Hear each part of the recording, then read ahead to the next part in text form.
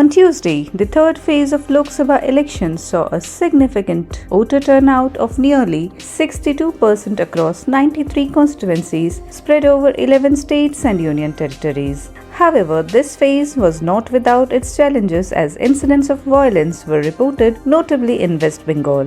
Assam emerged with the highest voter turnout at 75.53%, closely followed by Goa at 74.47%. In contrast, Maharashtra recorded the lowest turnout at 55.54%. Tragically, amidst the electoral process, a 45-year-old polling officer, Kaushika Babariya, deployed in Amreli district of Gujarat, passed away due to a heart attack. Concerns regarding the integrity of the electoral process were raised in Gujarat, where allegations surfaced of electors being threatened and coerced to vote for a particular party. An inquiry was ordered in Banaskantha district after Congress candidate Geniben Thakur reported incidents of intimidation by individuals posing as Central Reserve Police Force personnel at a polling station. Additionally, social media users highlighted alleged violations of the poll code in Gandhinagar, where the BJP installed human-sized cutouts of Lord Ram near polling booths. The voter turnout in various constituencies of Karnataka until 10 pm is as follows: Bagalkot 70.7%,